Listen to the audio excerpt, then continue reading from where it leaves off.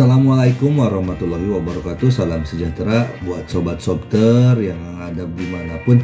Semoga kita semua dalam keadaan sehat jasmani dan rohani, tidak kekurangan satu apapun, dan dilancarkan segala urusan dan rezekinya. Amin ya robbal alamin. Bab 316-320. Lalu apa yang harus kita lakukan sekarang? Zhou Yutong memikirkannya. Aku benar-benar tidak dapat menerimanya lagi. Bahkan jika aku menerimanya, toko buah tidak akan dapat menjualnya, dan jeruk akan busuk saat itu. Dia membaca, lihat Ye Chong, karena kamu sangat kaya, kamu harus membayar jeruk ini. Ye Chong berkata sambil tersenyum, tentu saja tidak. Itu bukan bagaimana uang dibelanjakan. Meskipun saya memiliki kemampuan untuk membeli jeruk ini, tetapi saya tidak akan melakukan itu. Karena dengan melakukan ini, saya tidak membantu penduduk desa, tetapi merugikan mereka, memberi mereka kecenderungan tidak sehat untuk menjadi serakah dan tidak menghormati hukum objektif.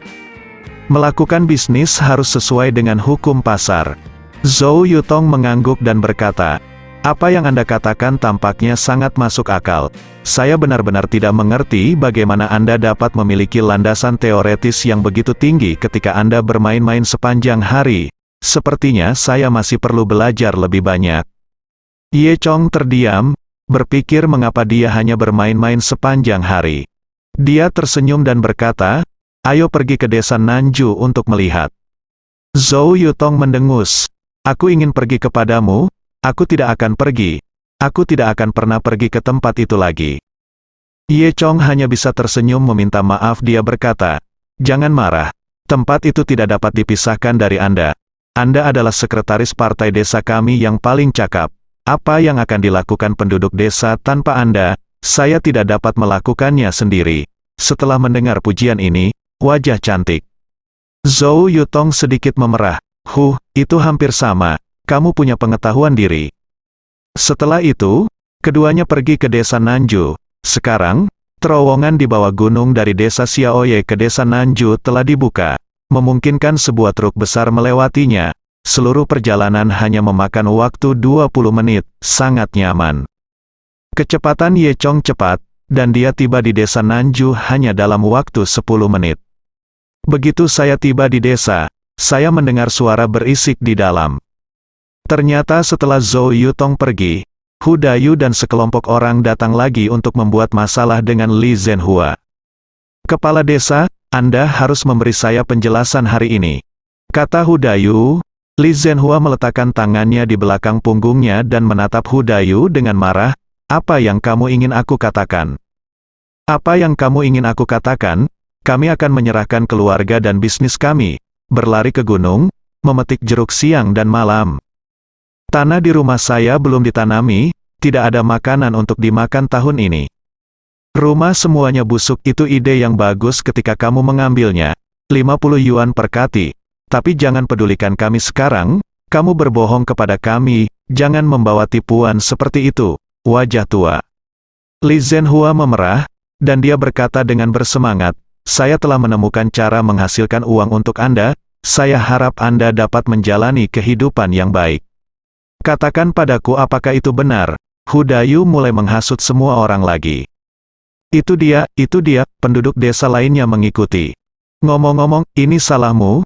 Itu semua idemu, sekarang kamu harus memberi kami kompensasi dan memberi kami penjelasan. Hu Dayu berkata kepada Li Zhenhua. Li Zhenhua menghela nafas dalam-dalam.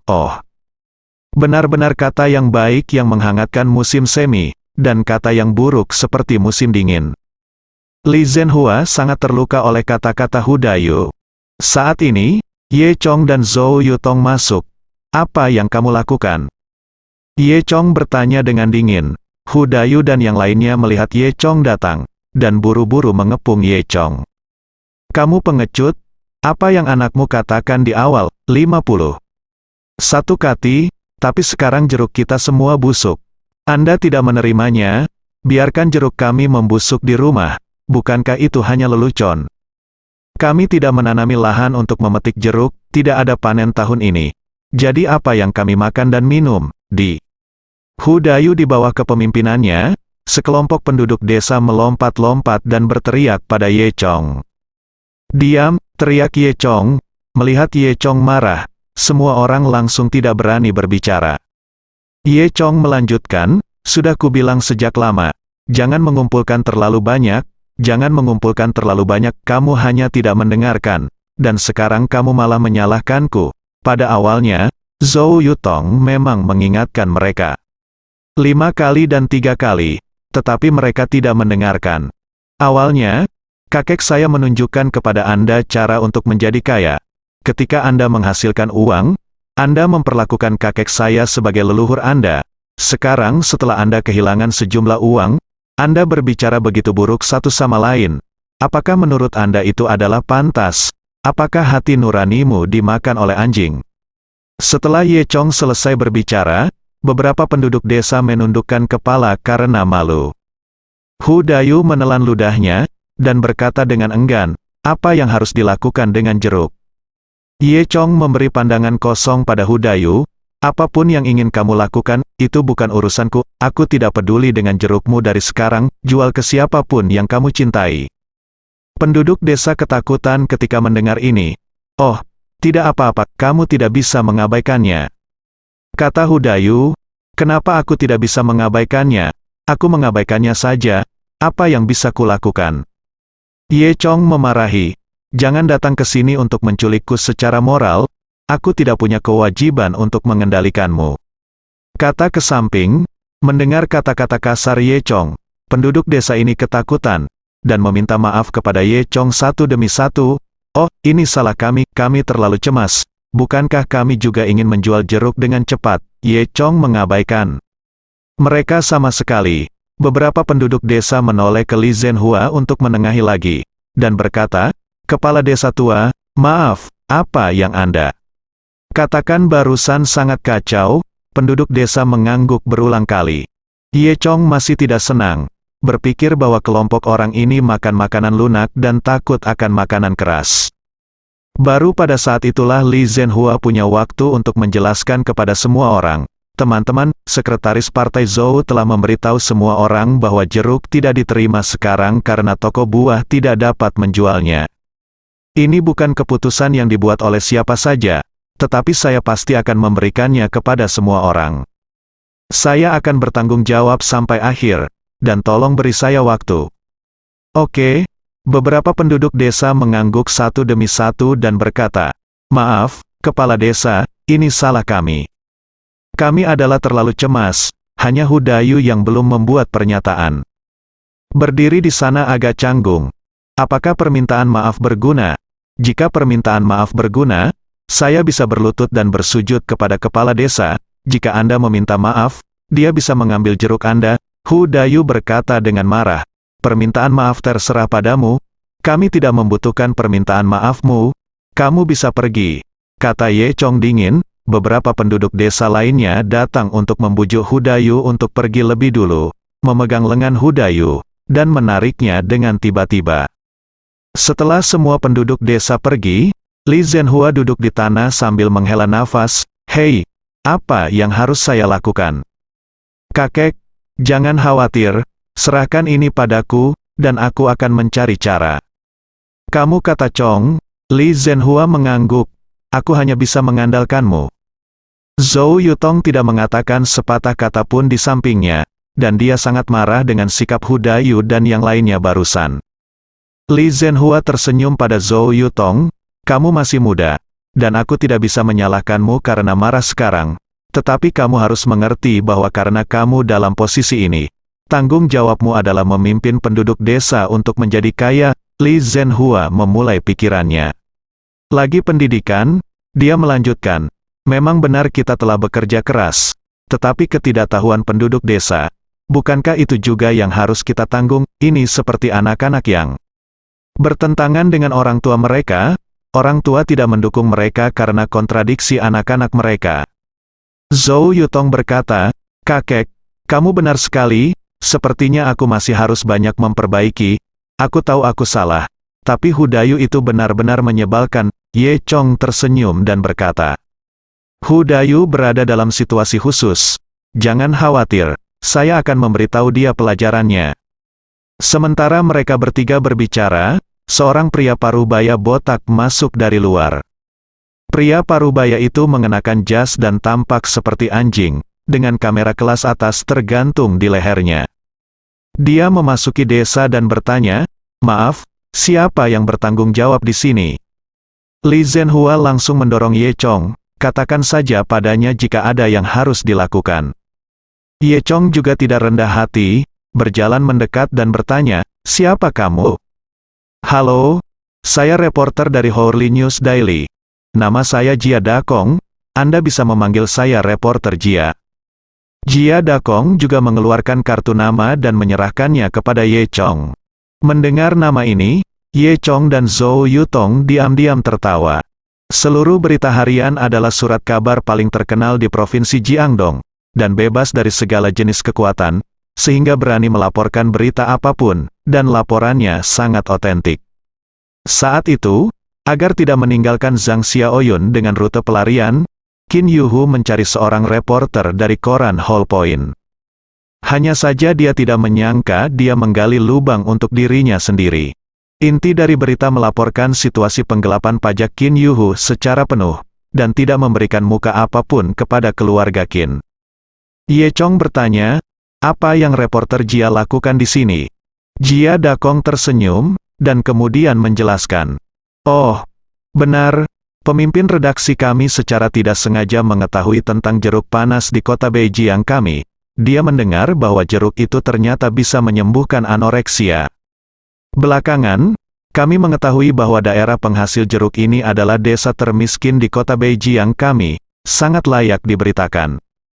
Jadi, pemimpin redaksi memutuskan untuk menerbitkan laporan tentang Juzi dan penduduk desa, terutama untuk mempublikasikan semangat kerja keras penduduk desa kita, yang dapat menginfeksi lebih banyak orang. Benarkah?" Ye Chong bertanya dengan curiga.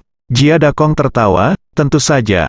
Sebenarnya ini juga merupakan tugas utama yang diberikan oleh atasan. Seluruh berita harian tidak dipengaruhi oleh pasukan sipil, tetapi tetap tidak berani mendengarkan pendapat resmi." Ye Chong berpikir tidak heran jika masalah sepele seperti jeruk dimasukkan dalam berita setiap jam.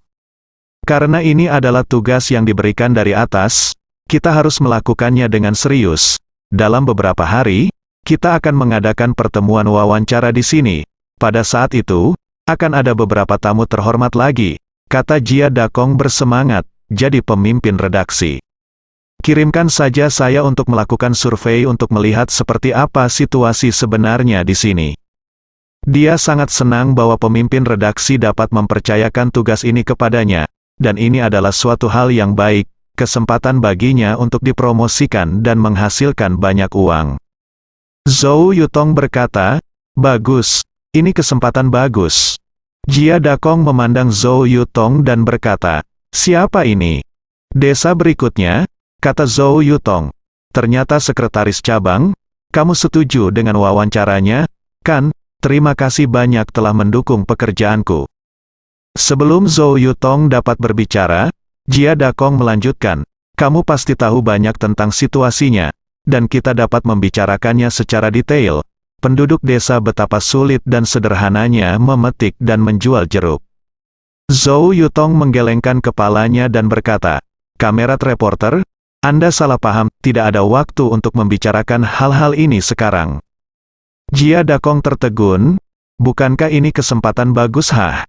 "Iya, maksud saya ini kesempatan bagus untuk mempromosikan jeruk kita."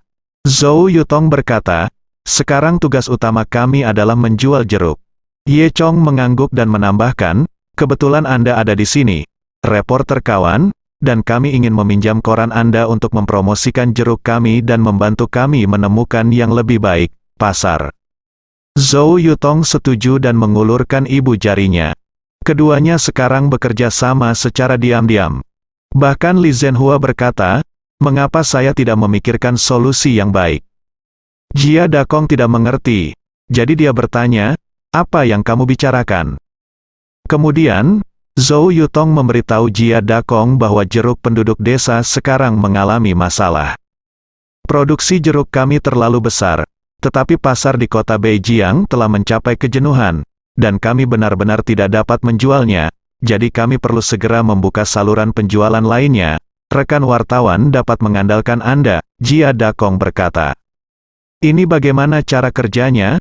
Saya di sini kali ini untuk melaporkan energi positif. Li Zhenhua cemas. Apa yang positif atau tidak, yang terpenting sekarang adalah menjual jeruk. Jika tidak bisa dijual, jeruk akan membusuk. Bagaimana bisa ada energi positif di rumah penduduk desa?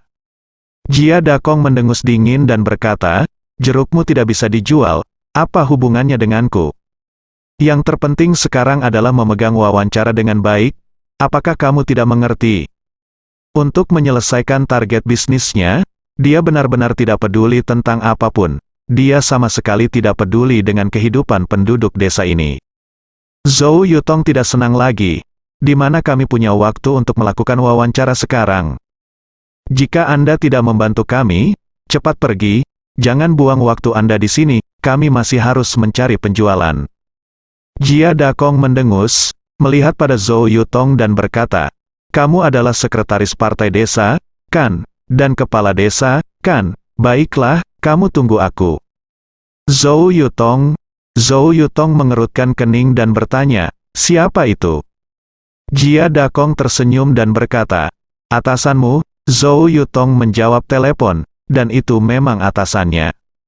Setelah instruksi panjang melalui telepon, Zhou Yutong diminta untuk bekerja sama sepenuhnya dengan pekerjaan Jia Dakong, dan Zhou Yutong dikritik karena kurang tercerahkan. Wajah Zhou Yutong memerah karena marah, tetapi dia tidak punya pilihan selain mengangguk setuju. Dia menutup telepon dan mengembalikannya ke Jia Dakong.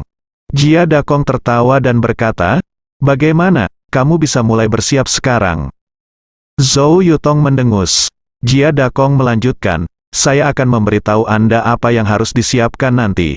Anda harus menyiapkan bendera warna-warni di pintu masuk desa. Ada juga adegan itu membuat saya hidup. Ngomong-ngomong, saya harus meminta penduduk desa untuk memilih ratusan kati jeruk. Minta yang paling segar, lalu dipajang di pintu masuk desa. Apa, masih petik jeruk? Masih memetiknya? Li Zhenhua bertanya. Jia Dakong mendengus. Kamu tahu itu sudah busuk. Jadi mengapa kamu tidak menunjukkan jeruk busuk ini kepada para tamu terhormat? Kesadaran kawan lamamu terlalu rendah. Ye Chong berdiri di samping tanpa mengucapkan sepatah kata pun. Dan dia bisa melihat itu. Jia Dakong menekan Zhou Yutong melalui atasannya. Tapi Ye Chong juga punya rencana. Jia Dakong melanjutkan, tidak hanya kita harus memilih jeruk terbaik, terbesar dan segar. Kita harus menunjukkan kepada tamu terhormat kita betapa bagusnya jeruk kita, betapa pekerja keras penduduk desa kita. Ini disebut energi positif. Zhou Yutong memarahi Jia. Ini Dakong sampai mati di dalam hatinya, sudah terlambat untuk menemukan pasar, tetapi Jia Dakong ini masih membuang-buang waktu, meminta mereka untuk mempersiapkan beberapa pertemuan wawancara dan memetik jeruk segar. Ini benar-benar menjengkelkan. Zhou Yutong tidak akan mendengarkan Jia Dakong jika bukan karena tekanan dari atas. Zhou Yutong berkata dengan sepenuh hati. Dia mengintip Ye Chong, berharap Ye Chong bisa melakukan sesuatu. Tapi saya tidak berharap Ye Chong mendengarkan ceramah dengan sangat hati-hati, dan sepertinya setuju dengan ide Jia Dakong. Dia juga berjanji kepada Jia Dakong dari waktu ke waktu bahwa tugas harus diselesaikan, dan sejenisnya. Setelah Jia Dakong membuat pengaturan, dia berkata dengan puas, oke, kalau begitu saya akan pergi, dan Sekretaris Zhou, saya akan menyiapkan pidato untuk Anda nanti, dan Anda dapat membacanya sesuai dengan itu, jangan membuat kesalahan, setelah selesai. Berbicara, Jia Dakong berbalik dan pergi. Zhou Yutong menginjak kakinya dengan keras. Reporter Jia ini bisa berpura-pura menjadi Dakong palsu. Dia layak atas namanya Jia Dakong. Li Zhenhua juga menghela nafas. Oh, mereka hanya peduli pada wajah mereka sendiri, dan mereka tidak peduli dengan hidup kita sama sekali. Ah. Zhou Yutong memberi Ye Chong tatapan kosong. Ye Chong, ada apa denganmu? Mengapa kamu masih mengikuti Jia Dakong itu? Ye Chong tersenyum dan berkata, aku punya alasan. Zhou Yutong bertanya, apa alasanmu? Kamu akan tahu kapan saatnya tiba. Tetapi untuk saat ini, kamu harus bersiap sesuai permintaan Jia Dakong. Kata Ye Chong, potong, ini sangat misterius. Zhou Yutong berkata dengan marah. Pada saat ini, seseorang di luar tiba-tiba berteriak, "Ini terbakar, matikan apinya, matikan apinya." Segera setelah itu, teriakan, gong, baskom air, dan percikan air dan pasir terdengar di mana-mana.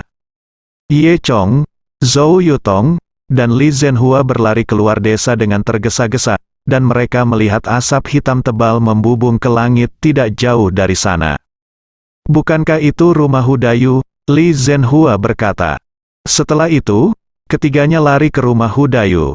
"Saya melihat gudang rumah Hudayu terbakar, membakar semua kayu, bercampur dengan asap hitam bersuhu tinggi, dan menembak langsung ke langit, seperti naga hitam."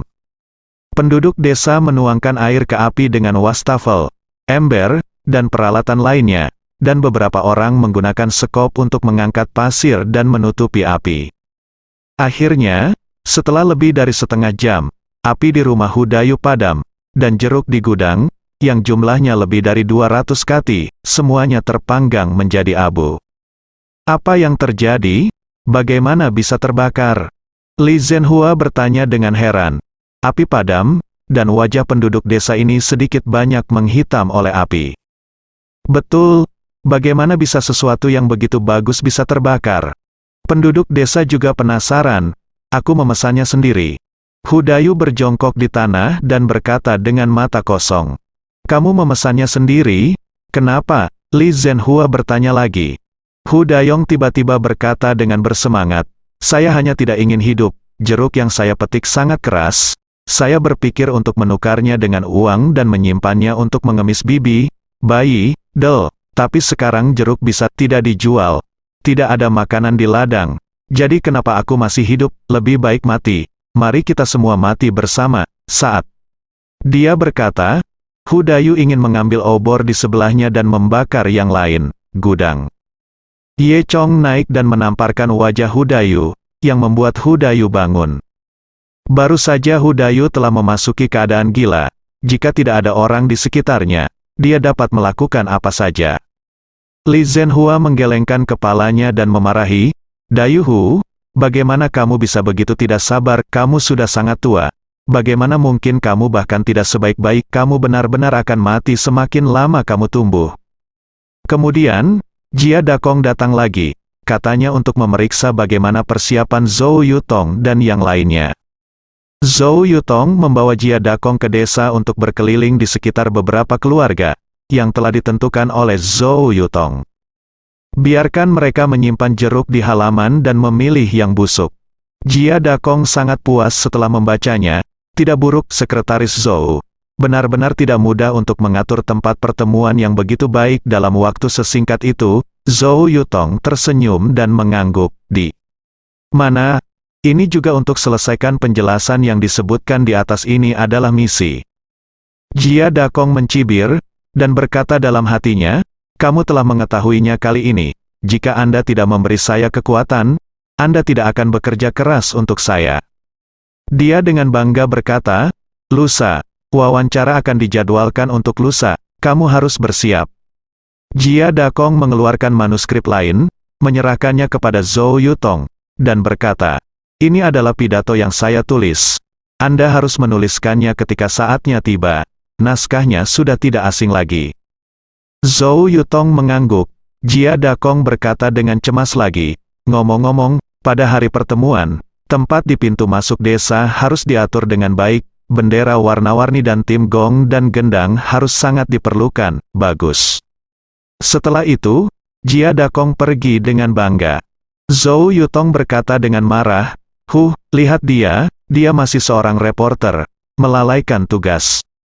Ye Chong tersenyum, "Jangan marah, kita harus mengarahkan dia untuk membantu." Setelah sehari, dan Jia hari yang dijanjikan oleh Dakong telah tiba.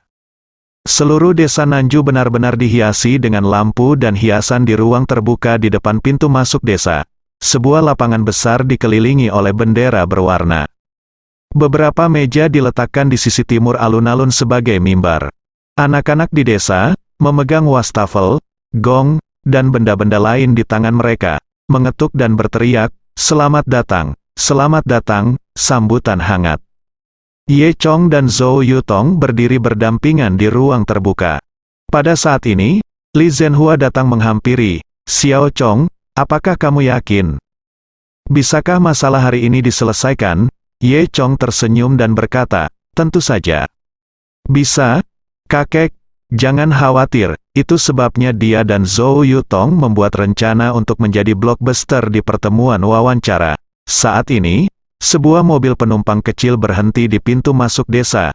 Beberapa orang keluar dari minivan, dan Jia Dakong yang memimpin. Orang-orang yang mengikuti di belakang mengenakan jas dan sepatu kulit, sangat formal, dan mereka berbicara dengan gembira dengan perut buncit saat ini. Jia Dakong, di sisi lain, menyapu kesombongan sebelumnya terhadap Ye Chong dan Zhou Yutong, dan sekarang dengan senyum hormat di wajahnya, dia berlari bola-bali di samping orang lain. Pemimpin redaksi, hadirin yang terhormat, lihatlah, penduduk desa sangat senang mengetahui bahwa Anda akan datang. Lihat betapa antusiasnya mereka. Kata Jia Dakong sambil menunjuk anak-anak di drum band. Masing-masing dari anak-anak ini memiliki ekspresi tanpa cinta di wajah mereka. Tenggorokan mereka serak, dan mereka masih meneriakkan slogan, "Selamat datang, selamat datang, selamat datang." Pemimpin redaksi adalah Yang Nailin, seorang lelaki tua berusia 50-an. Mengenakan setelan bergaris biru, sangat gemuk, dengan kacamata tebal.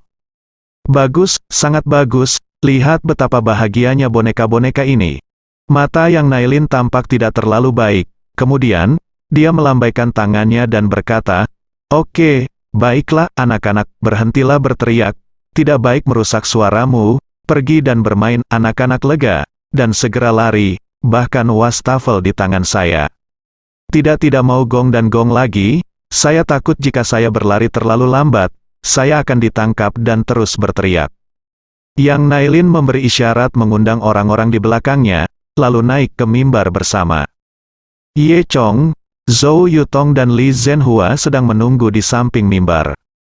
Jia Dakong berkata, para tamu yang terhormat, ini kepala desa, ini sekretaris cabang, mereka tahu Anda akan datang. Mereka sangat bersemangat sehingga mereka tidak bisa tidur selama beberapa hari. Katakan padaku untuk menunjukkan penampilan yang paling otentik yang terhormat tamu. Ye Chong hampir geli dengan kata-kata Jia Dakong. Yang Nailin dan beberapa tamu terhormat bertepuk tangan, berterima kasih kepada Zhou Yutong atas dedikasi dan dukungan mereka. Setelah berbicara, semua orang duduk di mimbar. Dan kemudian Jia Dakong mengedipkan mata pada Zhou Yutong dan berkata, kalau begitu biarkan sekretaris partai Zhou berbicara di atas panggung sekarang. Zhou Yutong mengangguk dan berjalan ke mimbar.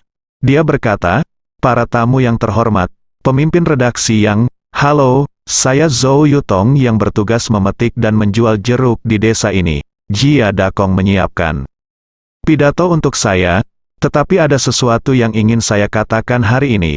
Dan saya tidak ingin mengikuti pidatonya, dan saya tidak tahu apakah pemimpin redaksi yang setuju dengan Anda. Jia Dakong terkejut, dan berbisik, Sekretaris Zhou, mengapa Anda tidak mengikuti apa yang kamu lakukan? Zhou Yutong tampak polos, menurutmu apa yang saya lakukan? Tentu saja saya ingin melaporkan situasi sebenarnya dengan pemimpin redaksi yang dan yang lainnya. Jia Dakong mendengar bahwa itu adalah oke. Dia bergegas dan ingin menyeret Zhou Yutong ke bawah. Cepat turun, jangan bicara omong kosong. Pada saat ini, Yang Nailin juga memperhatikan kelainan itu, dan dia berteriak pada Jia Dakong, Jia Dakong, lepaskan aku, lepaskan pembicaraannya. Jia Dakong melepaskan Zhou Yutong dengan enggan. Belakangan, Zhou Yutong memberitahu Yang Nailin tentang kesulitan jeruk tidak bisa dijual sekarang. Editor Yang, tamu yang terhormat, Anda tidak tahu bahwa jeruk kami memang sangat populer beberapa hari yang lalu. Tetapi karena penduduk desa tidak berpengalaman, mereka hanya fokus memetik jeruk, sudah jenuh. Jadi jeruk penduduk desa tidak bisa dijual, dan ditumpuk di rumah. Jika mereka tidak menemukan pasar, jeruk akan membusuk, kami memberitahu. Jia Dakong tentang hal ini dan bertanya kepadanya untuk membantu mempublikasikannya. Tetapi Jia Dakong tidak mengabaikannya, sebaliknya kami harus menyiapkan pertemuan wawancara. Kami tidak setuju. dan kami harus menghubungi atasan saya untuk menekan saya. Saya tidak bekerja sama dengan pekerjaan Anda, tetapi masalahnya sekarang adalah kami benar-benar perlu menemukan penjualan. Jika Anda melakukan upaya yang dangkal ini, bukankah itu membuang-buang waktu?" Mendengar kata-kata Zhou Yutong, Yang Nailin memandang Jia Dakong dengan marah. Jia Dakong tersipu dan tidak berani mengatakan sepatah kata pun. Zhou Yutong berkata lagi, "Pemimpin redaksi Yang dan tamu-tamu terhormat, penduduk desa telah menyiapkan gerobak jeruk, silakan lihat dulu." Kemudian Zhou Yutong meminta penduduk desa untuk membawa atas jeruk. Saya melihat dua penduduk desa yang jorok mendorong gerobak ke depan mimbar. Pasangan itu kemudian mengangkat tutup mobil, memperlihatkan jeruk busuk di dalamnya. Bau busuk menyengat di alun-alun. Jia Dakong tidak bisa membantu menutupi hidungnya. Yang Nailin berdiri dan berjalan ke gerobak oranye dengan kaget. "Jia Dakong, kemari dan cium baunya." "Seperti apa baunya?" "Baunya seperti hati nurani yang buruk." Yang Nailin menunjuk ke arah sang dan memarahi Huai. Wajah tua Jia Dakong sangat memalukan, dan dia berharap bisa menemukan celah di tanah dan menyelinap masuk. "Jarang saya mengundang beberapa tamu terhormat hari ini, lelucon yang sangat besar," kata Yang Nailin, "benar-benar membuatku merasa sangat malu memiliki reporter seperti itu di bawah komandoku." Jia Dakong tergagap ketakutan, ingin menjelaskan tetapi tidak tahu harus berkata apa.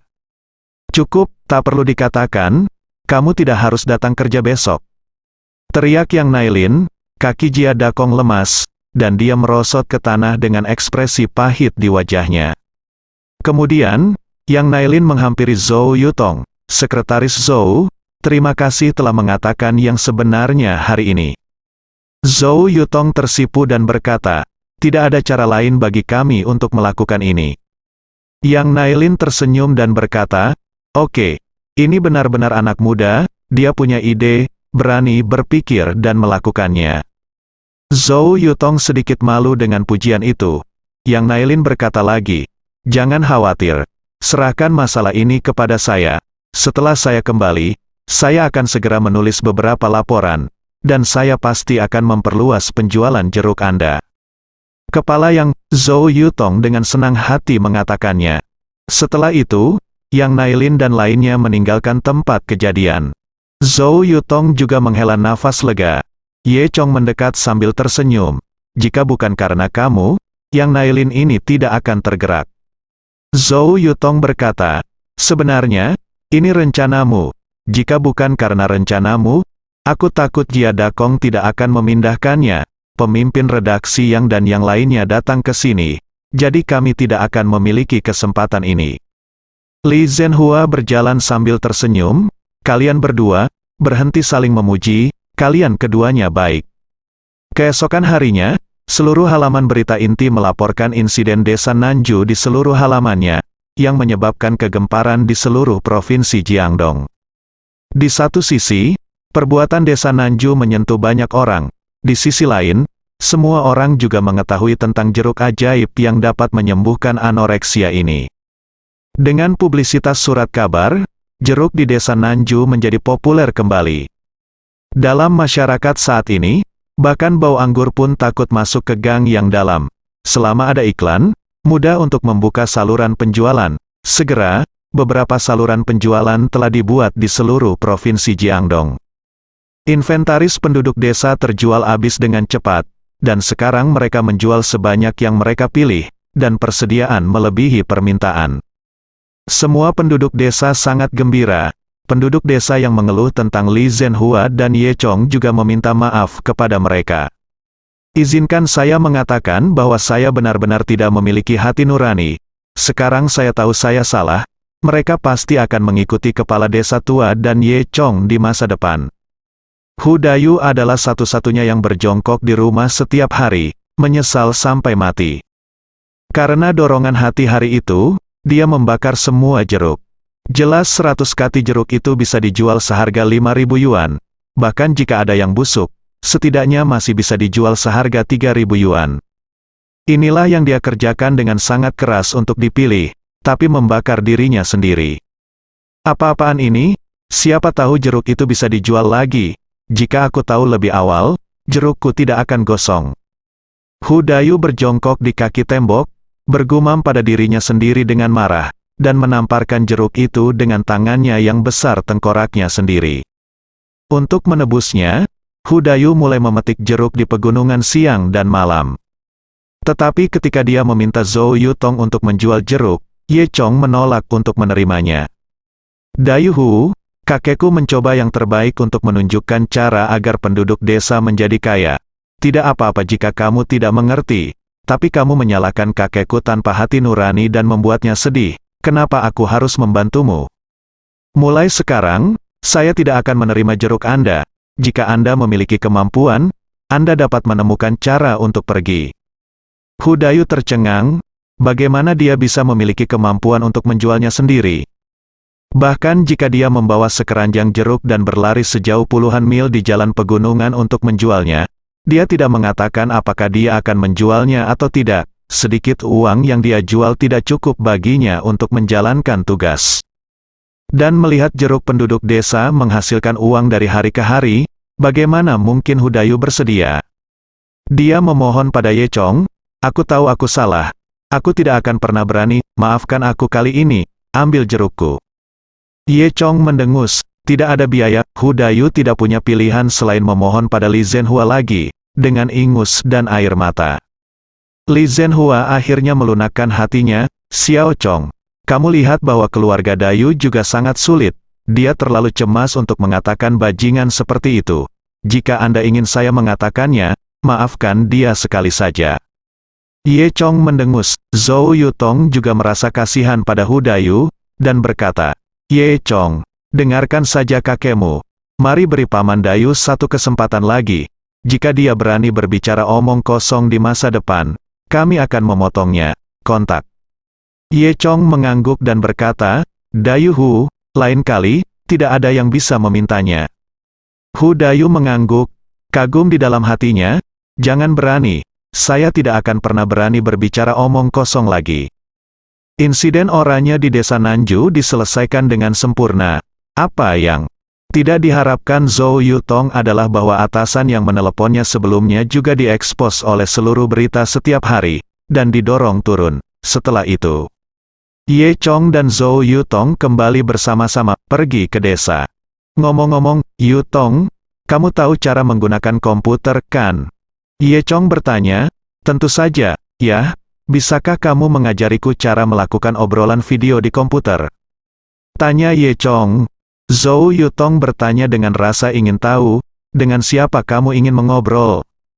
Ye Chong tersipu, menggosok hidungnya dan berkata, itu adalah teman lama di ketentaraan, sudah lama sekali. Zhou Yutong tidak terlalu memikirkannya, beroperasi. Malam itu, Ye Chong menyalakan laptopnya dan melakukan obrolan video dengan Zhang Xiaoyun. Hei, Xiaojun, aku belum melihatmu selama beberapa hari, dan kamu cantik lagi. Apakah sinar matahari di sana lebih baik dan lebih bergizi? Zhang Xiaojun tersipu malu, dan berkata, HMPH, aku belum pernah melihatmu selama beberapa hari, tetapi Anda telah belajar bagaimana membujuk gadis-gadis yang saya senangi dan fasih. Kemudian Ye Chong bertanya kepada Zhang Xiaojun lagi, bagaimana kabarmu di sana? Apakah kamu masih terbiasa dengan itu? Zhang Xiaojun berkata, semuanya baik-baik saja, terutama dengan perawatan Joseph. Joseph telah menganggap Zhang Xiaojun sebagai beraninya dia mengabaikan wanita Ye Chong. Dia memperlakukan Zhang Xiaojun seperti ibunya sendiri, memperhatikan setiap detail, mengantarkan makanan dan perbekalan ke asrama Zhang Xiaojun setiap hari, membuat teman sekamar Zhang Xiaojun sangat iri. Kecuali untuk beberapa kendala bahasa, Zhang Xiaojun baik-baik saja di sini, dan lingkungan di sini juga bagus, dia sangat puas. Suasana belajar di Universitas Oxford sangat bagus, para guru dan profesor itu sangat serius, dan para siswa juga belajar dengan sadar. Puji Zhang Xiaojun, Ye Chong tersenyum dan berkata, kalau begitu aku akan menunggu hari ketika kamu kembali dari studimu. Setelah berbicara dengan Zhang Xiaojun sampai larut malam, Ye Chong mematikan komputer dan pergi tidur dengan puas. Malam itu, dia juga mendapat mimpi aneh. dia bermimpi bahwa Hourly News Daily melaporkan bahwa Zhang Xiaojun telah memenangkan beasiswa ke Universitas Oxford. Kemudian Zhang Xiaojun berkata dalam sebuah wawancara bahwa dia ingin makan jeruk dari desa Nanju.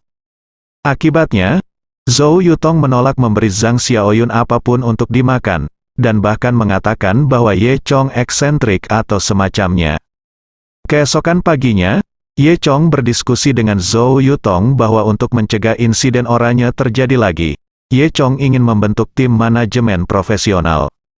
Mereka harus menghubungkan produksi dan penjualan hasil panen ini, dan menemukan beberapa talenta khusus untuk merencanakan hal-hal ini. Zhou Yutong berkata, benar, tidak hanya jeruk dari desa Nanju, tetapi juga sayuran, kepiting, ikan, dan makanan sungai lainnya, buah-buahan liar di gunung, dan ternak, kami tidak dapat lagi berkembang biak tanpa rencana seperti sebelumnya. Ye Chong mengangguk, saya ingin menyerahkan masalah ini kepada Tang Men, dan saya merekrut sekelompok profesional untuk membantunya. Zhou Yutong setuju, saudari Tang Men berhati-hati dan bertanggung jawab, jadi tidak masalah membiarkan dia mengelolanya. Oke. Kalau begitu mari kita integrasikan produk pertanian dari kedua desa dan mendirikan perusahaan pertanian dan peternakan, ini akan bertanggung jawab atas industri pertanian dan peternakan dari kedua desa, kata Ye Chong. Zhou Yutong juga sangat setuju. Setelah itu, keduanya pergi ke Tang Men dan memberitahunya tentang hal itu.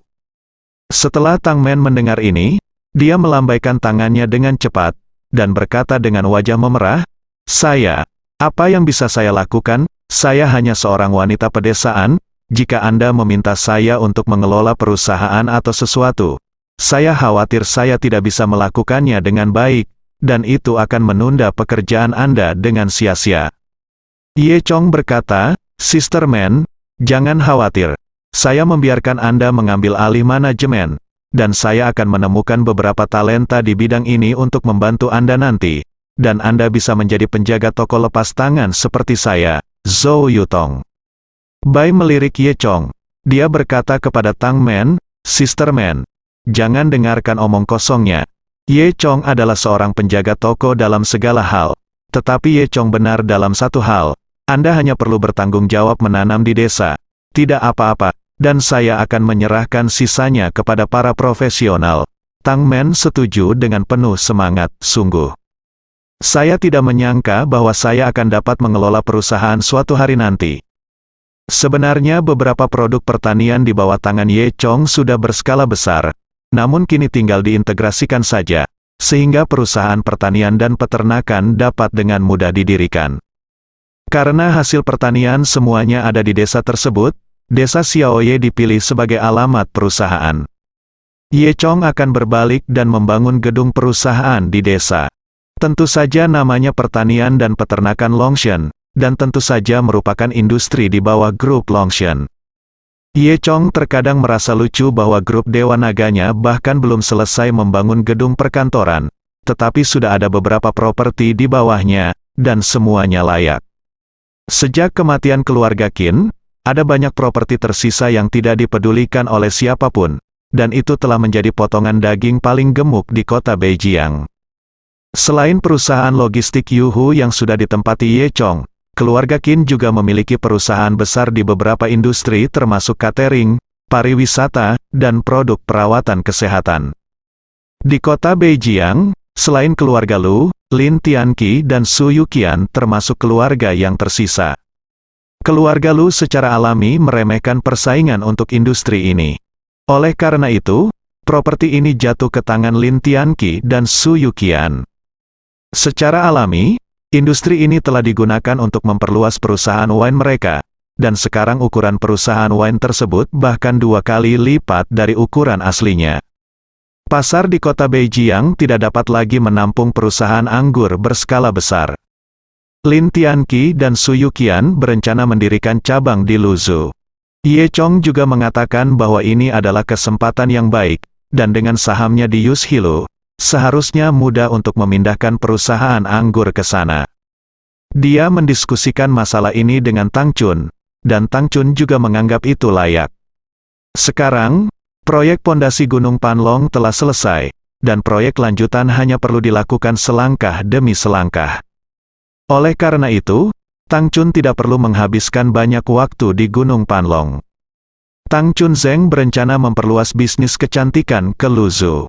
Namun, mendirikan cabang di salon kecantikan lebih merepotkan, tidak seperti perusahaan wine yang hanya perlu mencari lokasi pabrik baru. Jadi setelah berdiskusi, Ye Chong dan Tang Chun memutuskan bahwa perusahaan anggur akan pergi ke stasiun depan terlebih dahulu. Mendirikan cabang, memperluas skala, merekrut karyawan baru, dan serangkaian hal yang harus dilakukan. Ye Chong dan Tang Chun bertanggung jawab atas lokasi pabrik baru, sedangkan Lin Tianqi dan Su Yuqian bertanggung jawab atas hal-hal lain. Setelah lokasi pabrik dikonfirmasi di Luzhu, Ye Chong membawa Tang Chun ke Luzhu untuk menjalani formalitas. Sepanjang jalan, keduanya mengobrol dengan bebas di rel berkecepatan tinggi tentang visi mereka untuk masa depan grup Longshan. Tang Chun mengenakan kemeja bisbol warna sambung hari ini. Pakaiannya putih, lengannya abu-abu tua, topi memuncak di kepalanya, dan rok panjang dengan pola hitam putih dikenakan di dalam, hanya sampai ke lutut, dan kakinya mengenakan sepasang sepatu bot kulit tinggi. Pakaian ini sangat muda dan cantik, dengan sedikit rasa hip-hop. Saya harus mengatakan bahwa Tang Chun terlihat cantik dalam semua yang dia kenakan. Dia mencerahkan mata para penumpang pria di sekitarnya, menatap cemburu pada Ye Chong yang sedang bersenang-senang dengan wanita cantik itu. Ketika kereta berkecepatan tinggi setengah jalan, Tang Chun tertidur dengan bantal di bahu Ye Chong. Mulut kecilnya sedikit terbuka, dan air liur yang berkilauan mengalir keluar. Ye Chong terlihat sedikit panas, dan hampir tidak bisa menahan diri untuk tidak mencium mulut kecil Tang Chun. Namun, Ye Chong menemukan bahwa penumpang laki-laki di sekitarnya semua menatap Tang Chun, dan mereka tampaknya memiliki pemikiran yang sama dengannya. Ye Chong buru-buru menurunkan topi puncak Tang Chun untuk menutupi wajah kecilnya. Setelah keduanya tiba di stasiun Luzhu, mereka naik taksi ke lokasi pabrik yang dipilih sebelumnya. Ini adalah zona pengembangan baru di kota Luzhu yang belum sepenuhnya dikembangkan. Jarak pandang di dekat lokasi pabrik luas, dan masih banyak tanah terlantar sejauh mata memandang. Alasan kenapa saya memilih tempat ini adalah karena harga tanah di sini yang murah. Selain itu, meskipun merupakan zona pengembangan baru, lalu lintasnya cukup nyaman, terdapat jalan tol terbuka di depan lokasi pabrik yang langsung menuju ke kota utama. Ternyata pabrik ini bergerak di bidang perkayuan, namun belakangan ini bisnisnya sedang buruk dan tidak bisa dilanjutkan lagi, sehingga sang bos ingin menjual pabrik tersebut. Nama belakang bosnya adalah Wang, dan dia terlihat seperti tikus. Setelah Ye Chong menandatangani perjanjian dengan bos Wang, dia membayarnya, dan kemudian masalah itu secara resmi menjadi milik Ye Chong. Dia dan Tang Chun berkeliaran di sekitar lokasi, merencanakan bagaimana merencanakan area pabrik yang begitu besar. Pada saat ini, sekelompok orang tiba-tiba masuk. "Selamat bos besar, saya dengar Anda ingin membangun kilang anggur di sini, dan skalanya tidak kecil, luar biasa," kata seorang pemuda berjas. Ye Chong dan Tang Chun saling memandang, berpikir bahwa mereka bahkan belum memindahkan kilang anggur ke sini, jadi mengapa seseorang mendapat berita? "Maaf, Anda siapa?" Tang Chun bertanya dengan sopan. Pria muda itu tersenyum, "Nama saya Liu Dong, dan saya dari 6 sekte besar. Tuan Huang mengirim saya ke sini." 6 sekte besar, Guru Pulau Huang? Apakah Anda sedang membuat film kostum? Anda salah memilih lokasi. Tang Chun menatap pengunjung itu dengan rasa ingin tahu. Liu Dong tersenyum lagi. "Jika Anda ingin berbisnis di Luzhu, Anda belum pernah mendengar tentang 6 sekolah, bukan?" Ye Chong tersenyum dan berkata, "Tentu saja, sebenarnya. Dia pernah mendengar Zhu Jiayin sebutkan 6 sekolah sebelumnya, Pai besar. 4 keluarga besar di Luzhu semuanya memiliki bisnis serius sebagai pendukung mereka dan tidak melibatkan pasukan bawah tanah. Oleh karena itu, seluruh dunia bawah tanah di kota Luzhu dibagi menjadi 6 keluarga, dan 6 keluarga ini secara kolektif disebut 6 fraksi besar. Kecuali properti dari 4 keluarga besar, yang tidak berani mereka pindahkan, semua bisnis lain di Luzu telah disentuh oleh 6 faksi utama. Di antara 6 keluarga dari 6 sekte utama, keluarga Huang adalah yang paling kuat. Huang Binghan, patriark tua dari keluarga Huang, dikenal sebagai Tuan Pulau Huang. Ye Chong bertanya, saya hanya tidak tahu, apa hubungan pendirian perusahaan anggur saya di sini dengan 6 faksi utama? Liu Dong berkata, saudaraku, kamu benar-benar bodoh jika kamu mengatakan kamu bodoh, dan tidakkah kamu pikir kamu tidak melalui dengan izin dari 6 faksi? Kamu dapat membuka perusahaan anggur di sini dengan santai. Apakah itu tidak akan mempengaruhi bisnis 6 dapai kita? Ye Chong berkata sambil tersenyum, jadi begitu. Jadi, apa yang akan kamu lakukan? Liu Dong tersenyum dan berkata, kamu beruntung. Saudara Island Master Huang mengatakan bahwa dia dapat merekrut Anda untuk bergabung dengan Dapai Pai ke-6. Mulai sekarang perusahaan Anda akan menjadi perusahaan di bawah 6 Pai Agung. Bagaimana? Dia pikir dia telah membuang kondisi yang sangat menarik. Tanpa diduga, Ye Chong menolak tanpa berpikir. Tidak sebagus itu, aku tidak akan bergabung, bersambung.